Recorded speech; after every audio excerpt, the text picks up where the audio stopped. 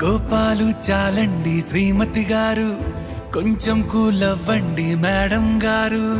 చామంతి నవ్వే విసిరే మేరు, కసిరేస్తూ ఉన్నా బాగున్నారు.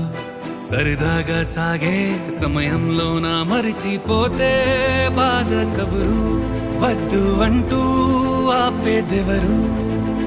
కోపాలు చాలండి శ్రీమతి గారు, కొంచెం కూలవ్వండి మేడం గారు.